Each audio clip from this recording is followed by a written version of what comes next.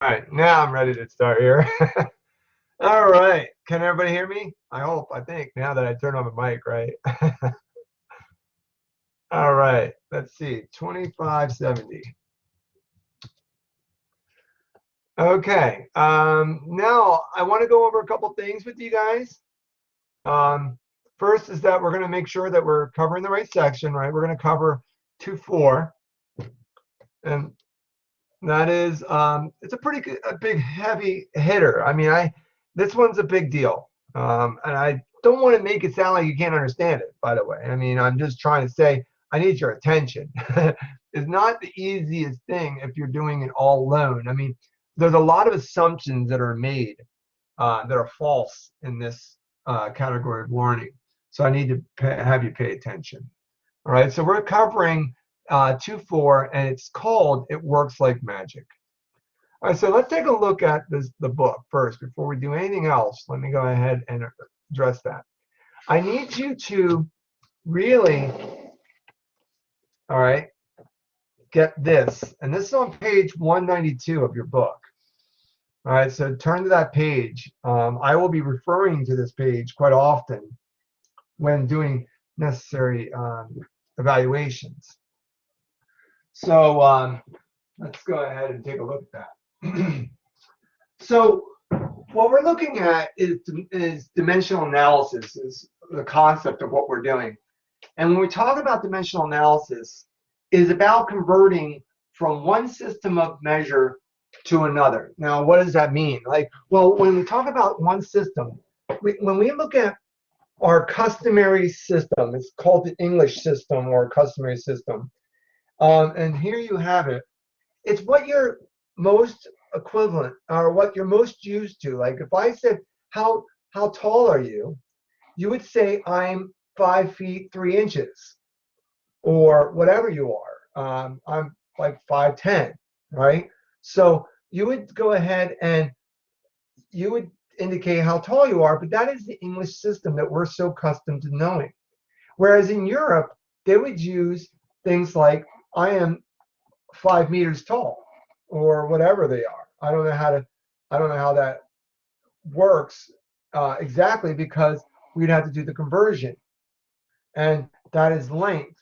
See, so 1 meter is 3.25 or 28 feet. So therefore, if I said that somebody's 5 meters, then that's impossible because there's no way are they 5 over 5 times that is 15 feet tall. So somebody would say, like if they're 3 feet, I mean, somebody's 6 foot, right?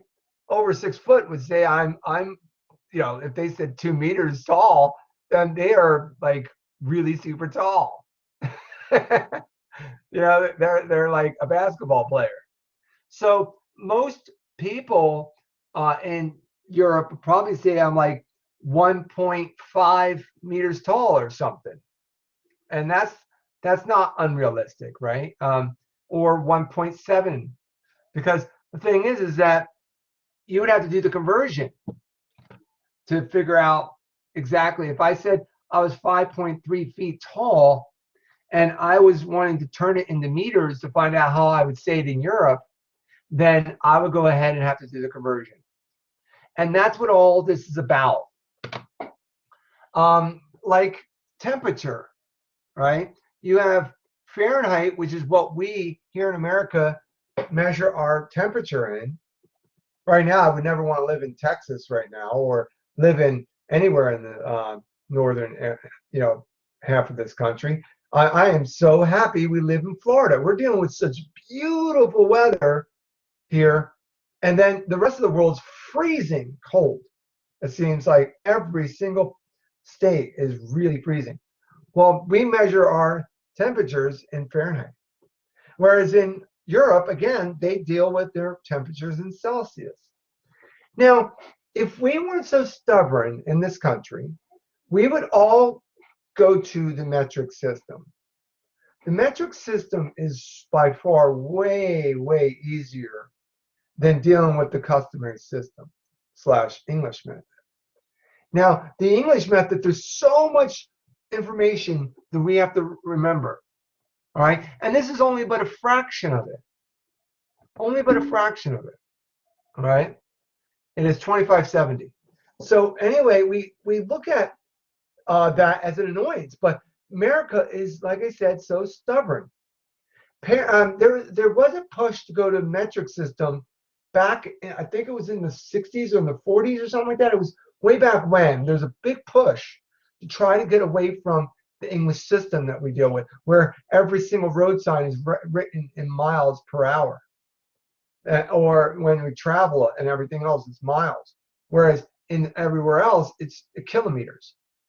So there was this big push, and it got pushed back because the parents of students who were so accustomed to learning a certain way was refuting it. They didn't want to buy into it.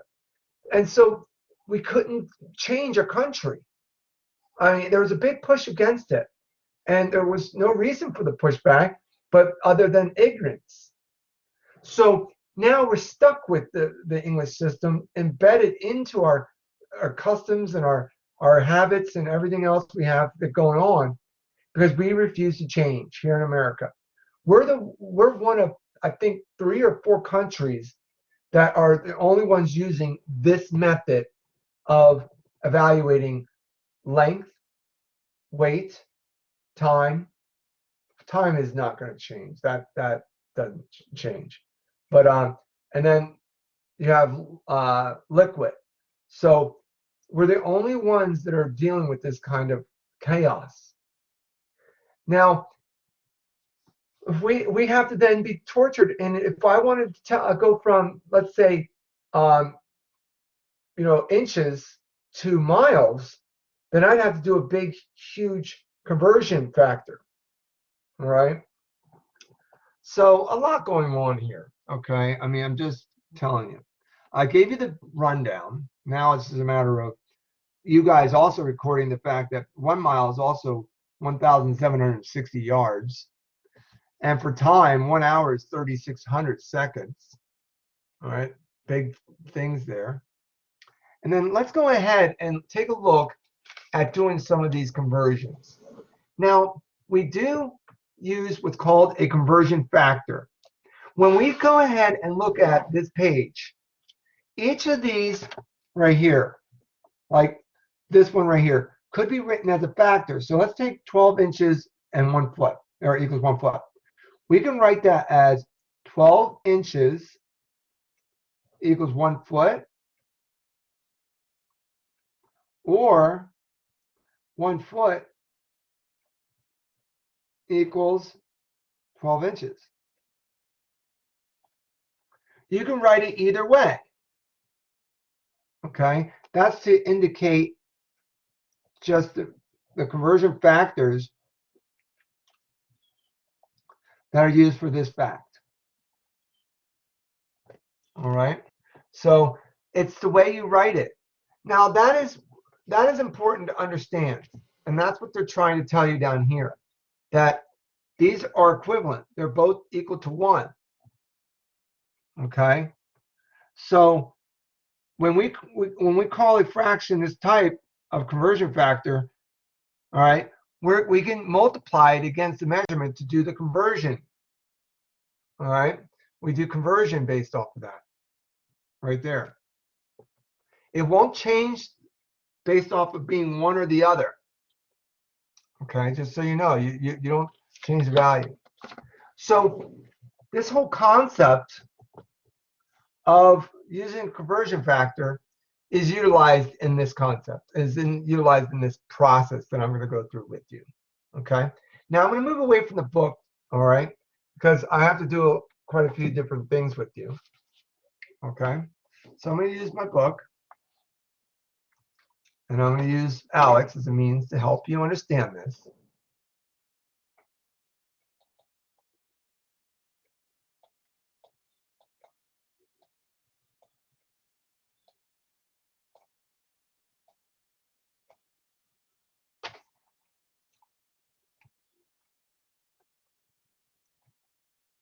Where am I? There we go. Okay.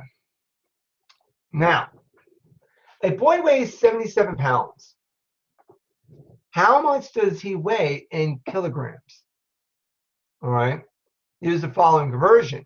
Now, hold on, wait a second. It says use the following conversion, and that is because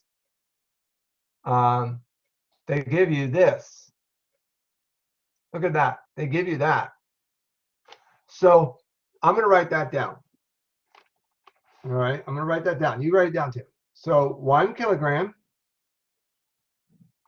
is equal to 2.2 pounds.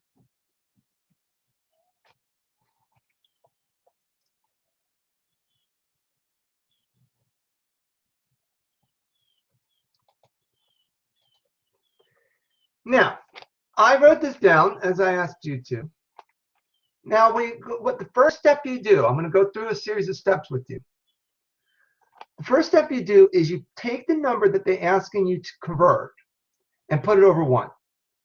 So 77 pounds, I'm just going to put IB for pound. So 77 pounds, all right, over 1. You always put it over 1. Now, the next thing, okay, is to recognize your conversion factor that you need. And by the way, you can also look for that on page 192 if it wasn't provided to us. Here is the information that has been given to us right here. Let me get right here. Okay, is that 2.2 pounds is approximately 1 kilogram. Okay, they gave that to us though, and it's found right here on the book on page 192. Now, what you do is you go ahead and identify the conversion factor you need, which they gave to us, and you write it as the 2 different conversion factors that you can use. You can now, thing is that you don't need to do this when you get good at this, but right in the beginning, I want you to understand that this could be written either this way, or it can be written like this way.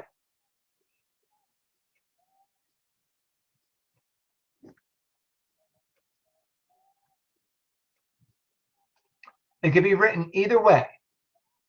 All right. I just want you to recognize those 2 different factors that are here, but meaning the same exact information.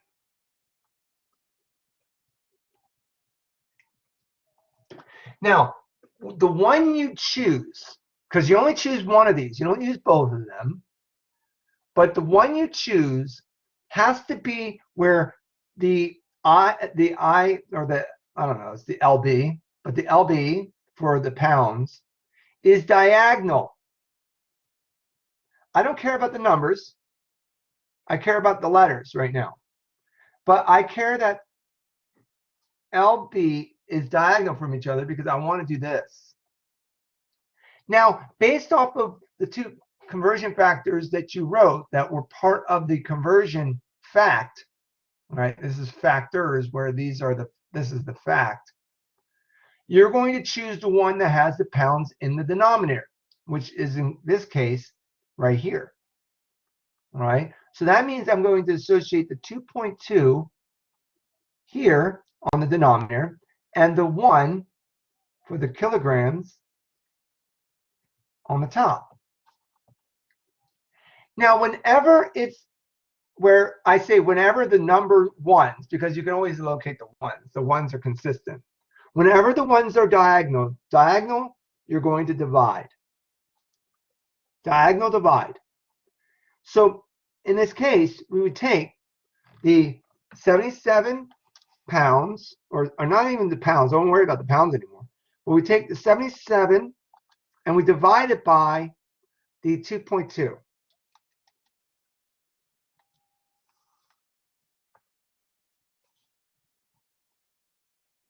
All right. So this is what we punch into our calculator. And there is the answer. So it's going to be 35 kilograms. And that's what we're going to put in here.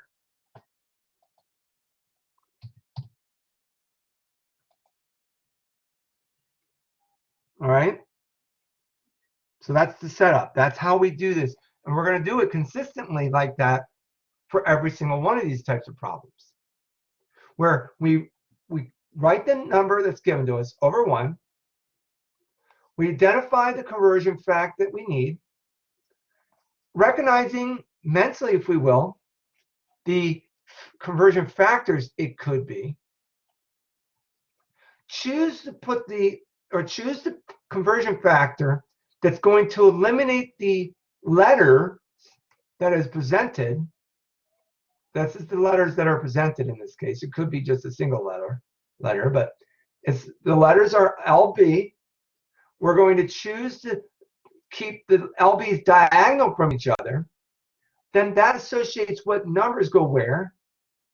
If the ones are diagonal, we're going to divide the top by the bottom. If the ones are horizontal, if the numbers are horizontal, we'll multiply. And the numbers being that the ones are horizontal. And that would mean that the 1 is on the denominator. So let's take a look further and seeing other examples that model this conversion idea. As you can see, I'm trying to be as articulate as I can to describe the process and keeping it simple. So going through my steps again. I'm not sure if this is going to be horizontal, by the way. I mean, I'm not going to say that this problem is horizontal. I don't know yet. That was just me describing what you would do if you were doing horizontal. Now, the bridge connecting the two separated by the lake is 4.042 miles. All right. Now, I want to go ahead and put that over 1. That's what I do. Now, it says that use the table of factors to find the length of the bridge in yards. Here they give us the conversion factor that 1,760 yards is equal to 1 mile, which, by the way, you can also find on page 192.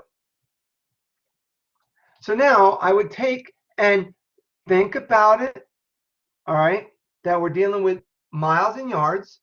So I need to keep my miles diagonal.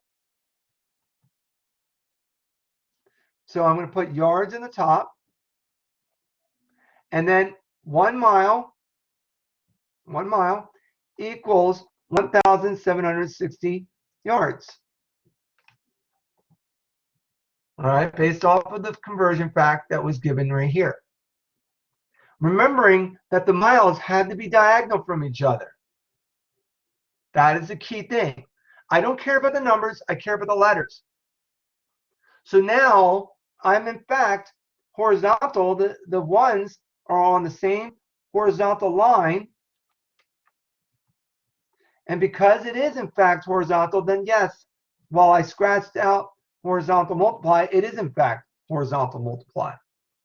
Because now I have that, I'm going to go ahead and take my calculator and type in 4.042 times 1,760. And I'm going to get a total of 7,113 points. And it says to round off, I'm sure, to the nearest tenth. That would mean 0.9. And that's my answer. Putting that into the system.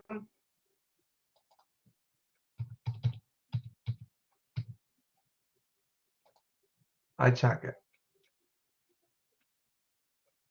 See, I love how this is set up. It's very, it's a very structured system how you approach this. There's not guessing about when do I multiply? When do I divide? I have no idea. So this takes away that confusion, all right? It eliminates it.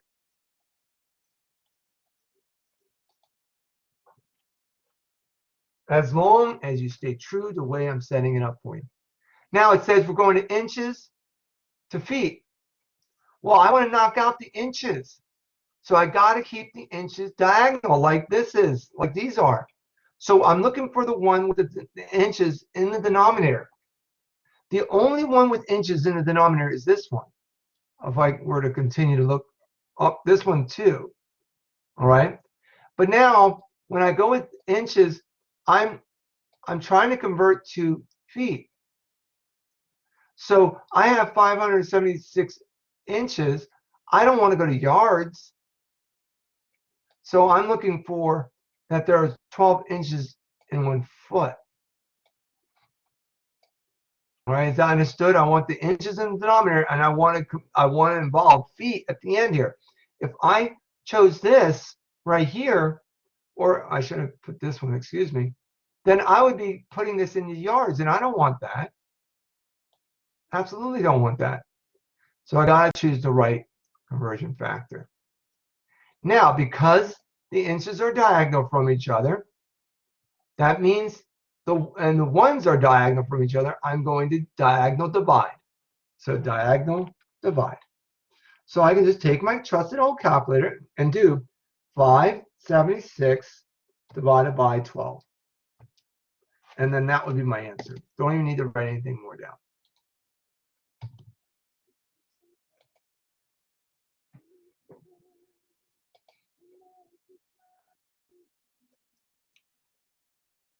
All right, and now it looks like we're going ahead and continuing this process. Now, I'm going to do as many as necessary for you to feel comfortable doing this on your own.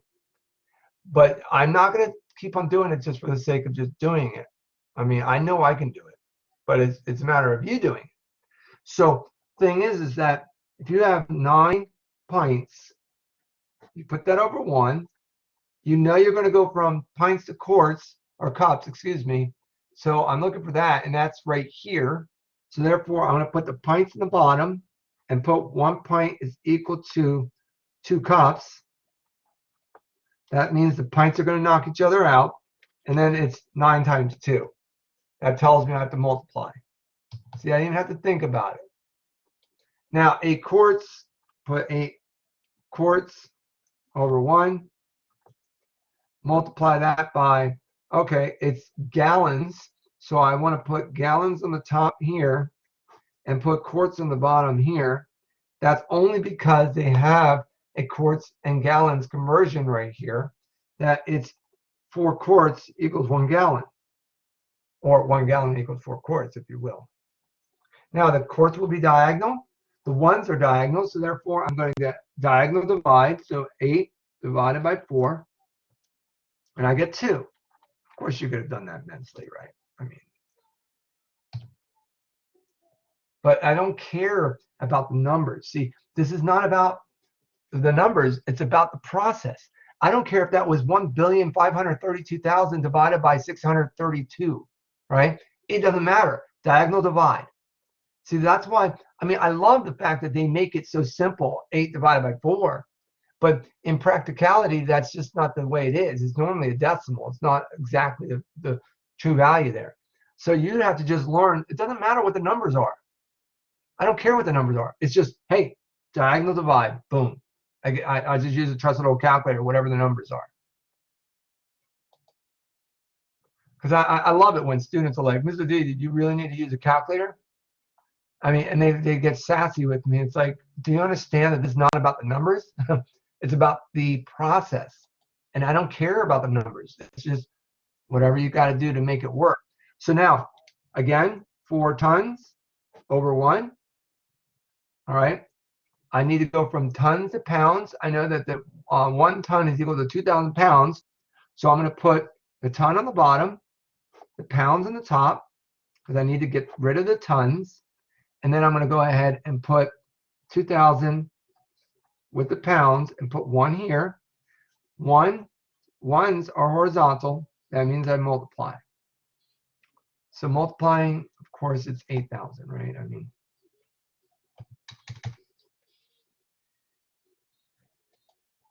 and then I'll do, like I said, I'll do a couple more. I mean, I'm trying to get you feeling comfortable with the process. This is ounces over 1. I'm keeping ounces diagonal, and I'm going to pounds. I look for it. I see that 16 ounces equals 1 pound. Diagonal divide. You get 9.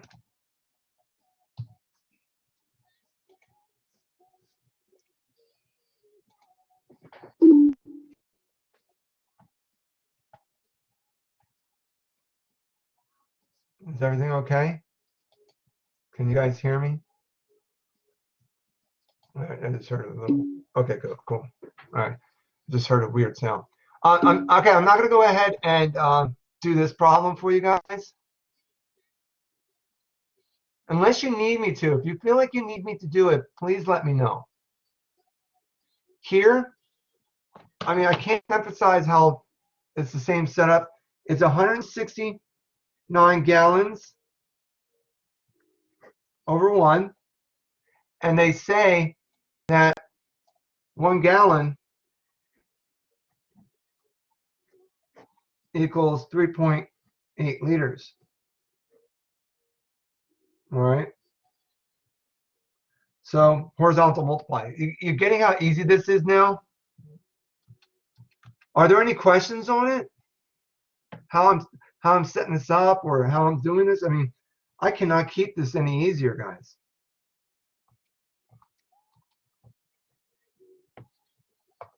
So it really is that easy. Okay, that was weird. I was hearing feedback.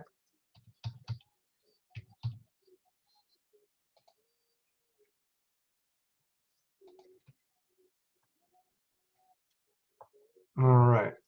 So now this is the same idea. I'm gonna go ahead and avoid doing this one.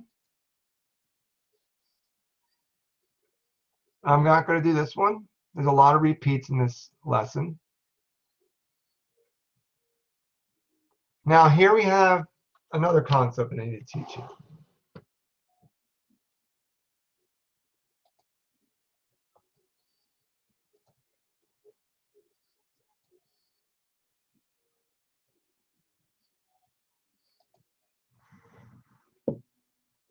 I mean, don't worry about this. This is matrix stuff.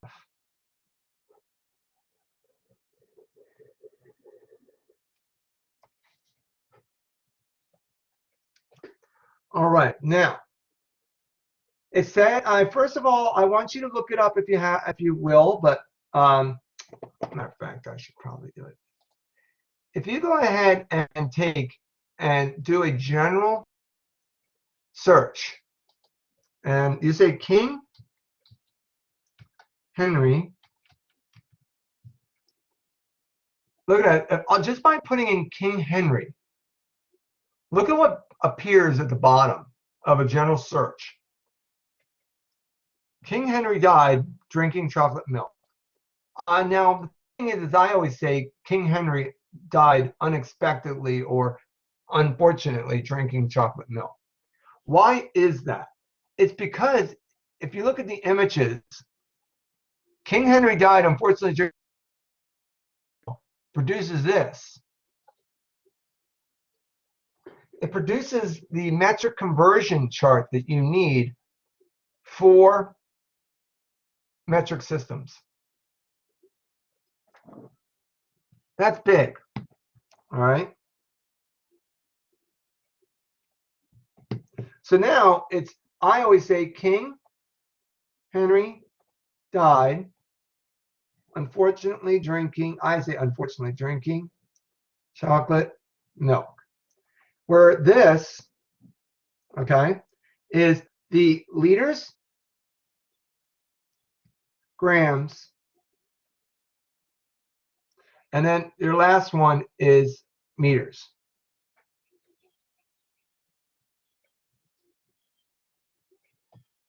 All right? Pretty powerful.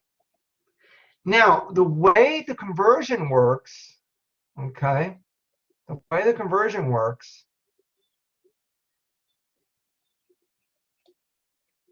is that if you start at 200 grams, grams is going to be here in the middle. It's going to be at the unit of measure. That's why it's U, by the way, unit of measurement. Now, it's going to kilograms, which is K, all right? And all you got to do is go ahead and move 1, 2, 3 units over to get to kilograms. Now, way you do it is you take your number, which is in this case 2,000 grams, and you move the decimal point in exactly the same accordance to the way you move it on your chart system. And I'm sorry, I don't have my, I wasn't sure, I don't know why I wasn't showing this. But anyway, I just wrote this all out and you guys weren't seeing it.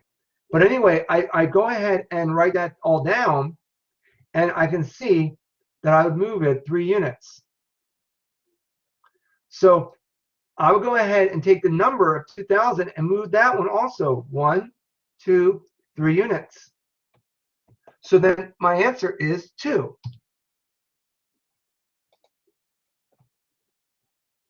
And that's how simple it is.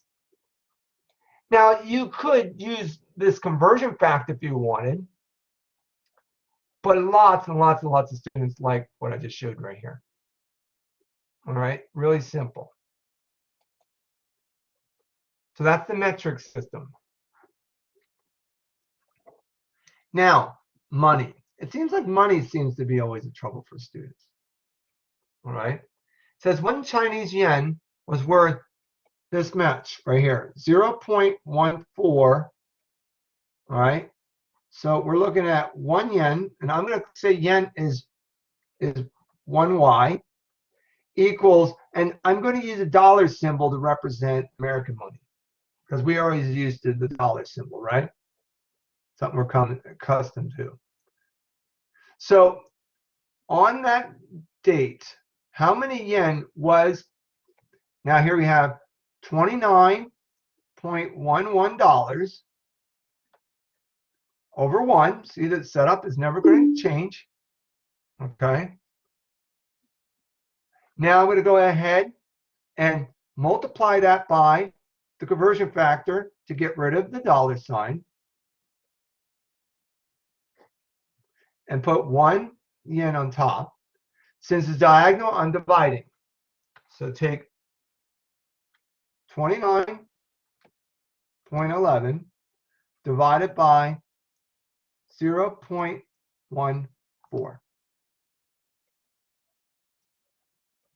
And that would give us, again, I just got to check. Are we okay? Can you hear me, guys?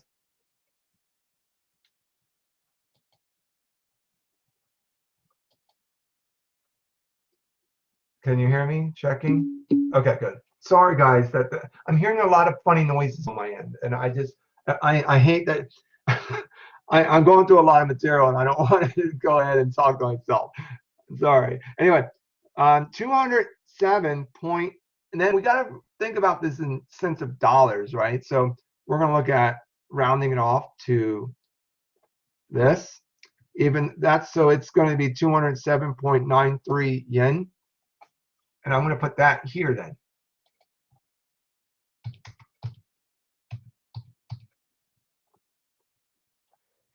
Now, on the date we're looking at now, 175.89 yen is turned into then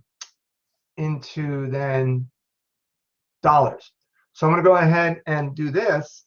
175.89 yen. All right. And I'm going to put that over 1. And then I want to turn it into dollar. So I'm going to put dollar on the top, and it's 0.14. Okay. And then it's 1 yen. All right. I'm going to take out the Y's. And then because it's horizontal multiply, I'm going to just simply multiply, and that's my answer. So 175.89 times 0.14. So that's going to be $24.62.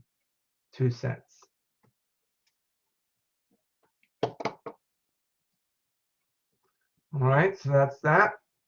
So I'm looking at $24.62. And that is my answer. All right. That seems to trouble students. I don't know why. I mean, it doesn't change. How I'm doing it didn't change from what I've been doing this entire time with all this, right? I haven't changed any of the way I set it up. It's just that it's because it's money, people freak out on it, I guess. All right. But I think it's because students aren't sure about what the symbolization should be, and that's why I involve the dollar sign stuff. That gets you back to the way we've been doing it with pounds and miles and gallons and all this stuff that we've been dealing with, right? So that gets you back. And then what I tell the students is just give a letter to the other one. Yin, if it was euro, it'd be yi. I mean, it'd be an e. So you get it, all right? So that is dealing with money. Now, this right here is nothing different, all right? I would go ahead and put centimeters over 1, put the centimeters on the bottom, I would divide, right? So this one, you're looking at dollars, so I'd put the dollars on the bottom. Look at it, dealing with euros. And then the year, they're going from, what, year to months? Is that what it is? So this is dollars. Yeah, and it says, what is the consultant's salary in euros per month? So we have to do a double conversion. So I have to keep the dollars diagonal, and I have to do the years diagonal. The years have to get diagonal. So this means that what I'm going to do is on my calculator, all right, to be able to do this, all right, I'm just going to kind of move this over so that way it's not in the way. Okay, that's interesting. It won't move over. Okay, that's great.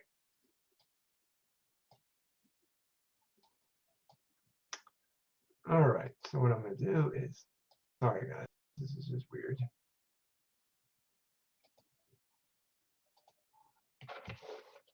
Trying to do something that didn't work.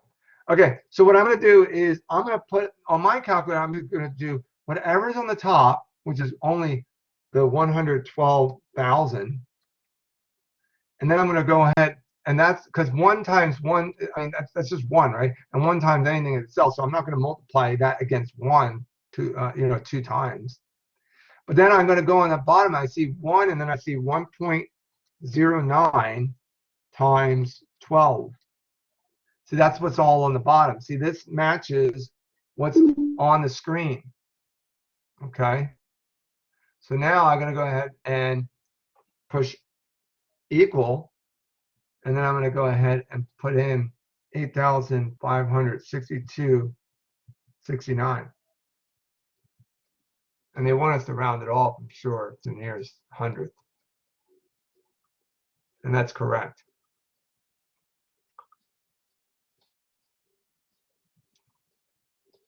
So that's what's called a double conversion. But it's beautiful when you can set it up where it's diagonal and diagonal. That one's a little bit tricky. So you're going to have to be patient with yourself. That one isn't easy. All right? Don't judge yourself, though. All right? Now, this one's a little different, too. So I'm going to do this one.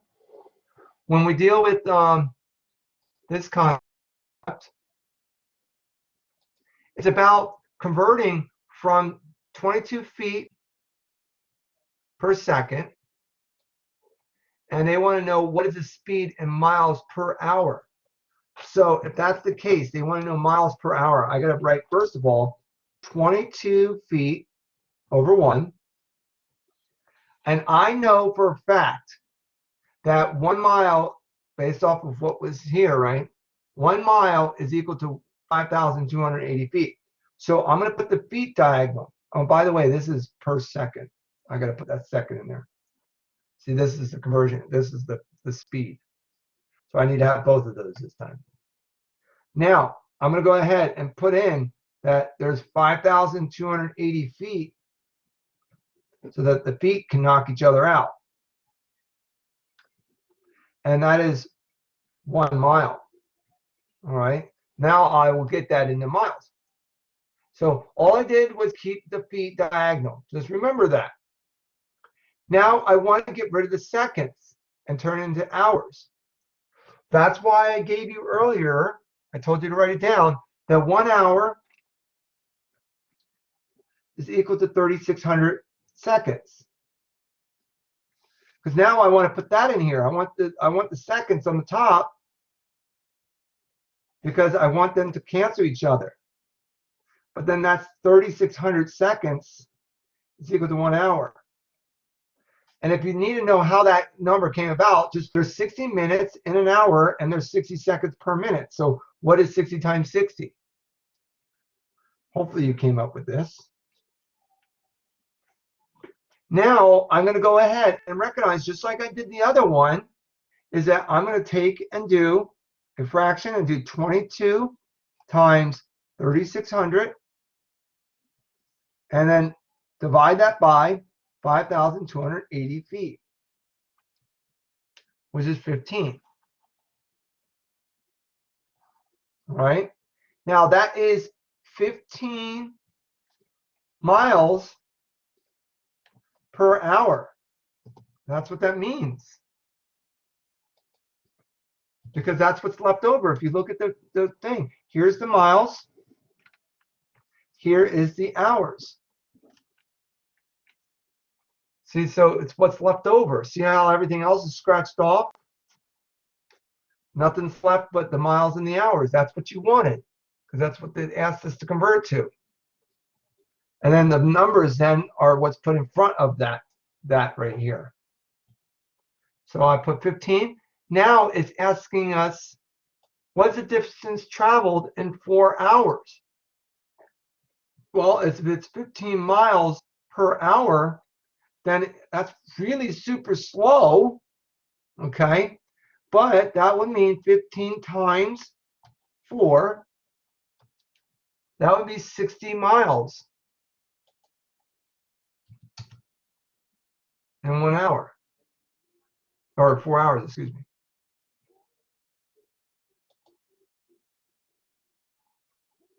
But of course, that's a cyclist, right? So we have now done a double conversion, and I know some of you in here are kind of like, wow, that's a lot of work. I don't know if I could do it. Well, you know what? That's just being, a closed-minded person. You have to open your mind, be willing to try new things, and explore your options. And if you can't do a couple of them, send me a text message. All right, send me a text message and I will go ahead and send it to you. I'll gladly look at your work. All right, as long as you provide me work and then I can evaluate what you're doing wrong. Okay, so that is basically everything I need to go over. I mean, the rest of this is just repeat. This is the same thing as what we just did seconds ago. All right, let's look at 45 meters per second. What is it, feet per second? So they don't even ask you to change the time. It just changes the meters to feet. So you'd have to have that conversion factor, and that conversion factor is 1 meter equals 3.3 feet. So you change it and multiply it. And this is the same idea as well.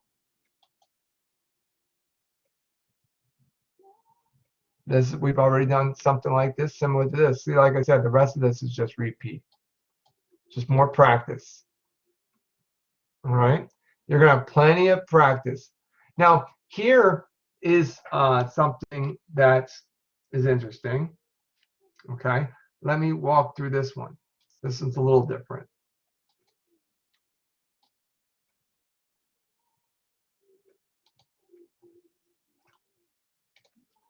Now it says that a tortoise is walking in the desert.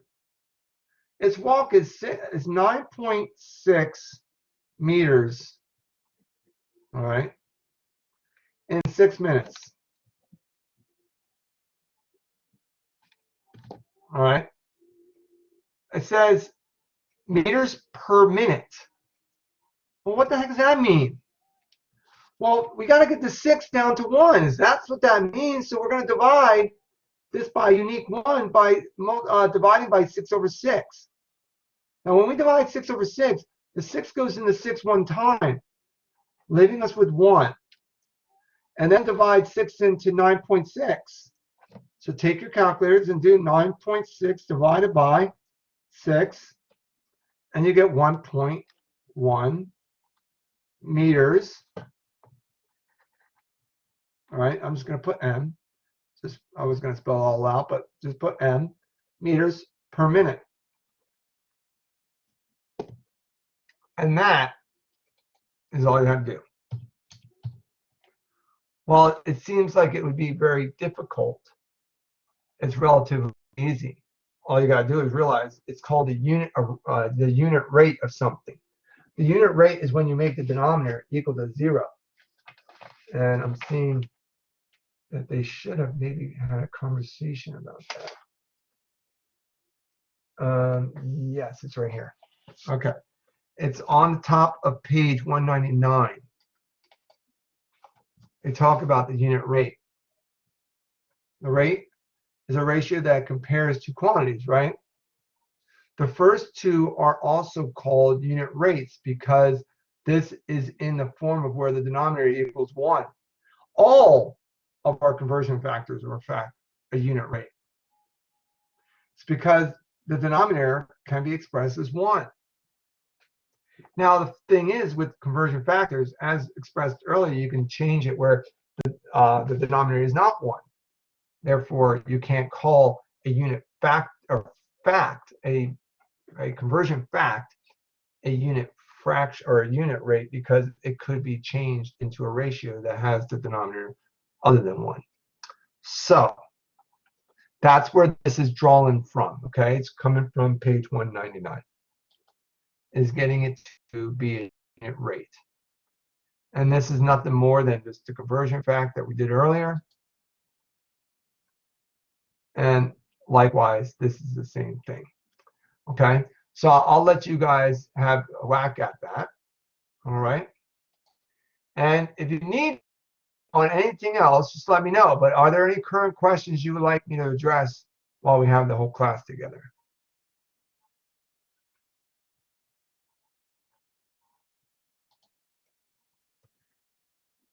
In which case then, what I'm going to do is I'm going to go ahead and talk just briefly. Are you doing your portfolios? Because if you're not, you got falling further and further behind with them. So do you guys need me to go over the portfolios?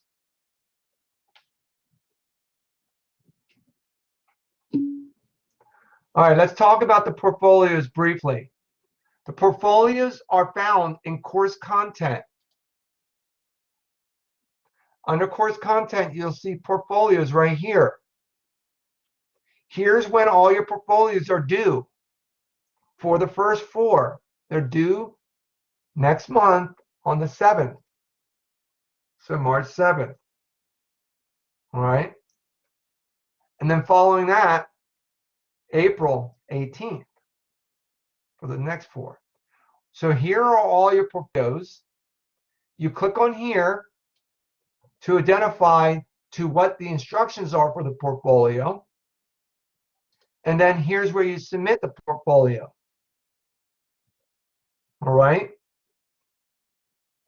And then you go ahead and utilize the portfolio support. If you need any support, Dr. Kilman has put together a selection of videos that are aligned to them. And the one you want is 1, 2, right? Because that's the one that deals with the portfolio on page 15. Do not go to page 15 in your new book, for that's why I gave you a printout of what it is, because I'm using the old book. Because Dr. Kilman worked hard creating these videos for support of all students. And I want to support my students by giving them to you. So please utilize these videos. I will go ahead and tell you that the first one is pretty straightforward. I already built all of them. Here's all my portfolios, but I didn't complete it all. All right. But here's what the first one looks like. All right. I built this portfolio based off of what the information was given. I put it all over here, and I built the chart based off of this data that I looked up. All right. Now here, there's something else that you have to work on, but here you have this. Now, you know this is being recorded.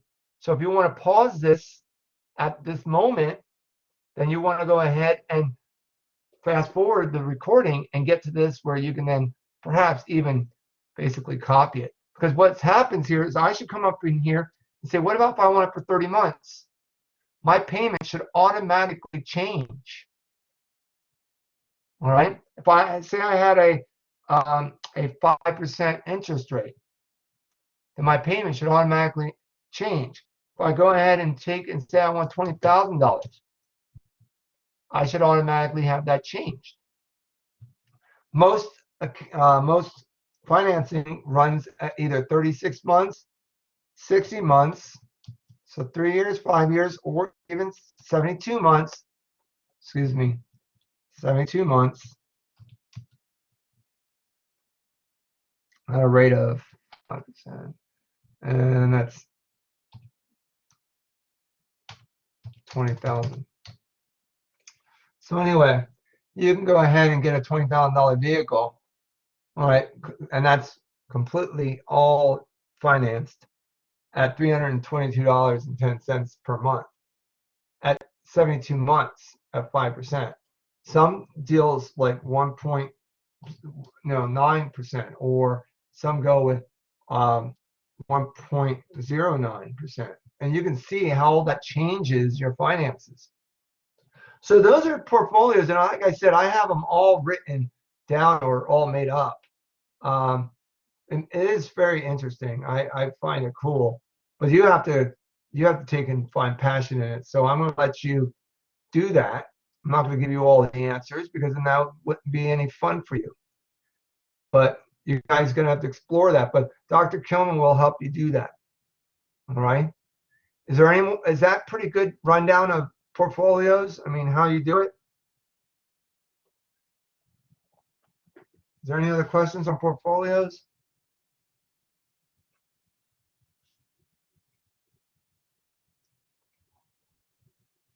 All right. I mean, it's just a matter of you guys getting your feet into it, right? Doing it. That's the whole thing. It's not a matter of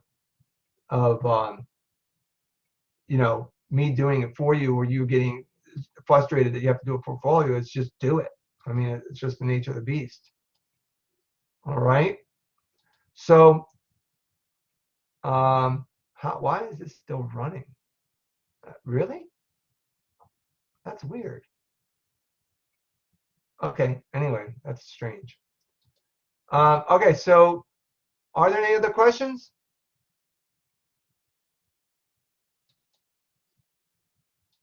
All right. Well, I'm going to go ahead and stop the recording.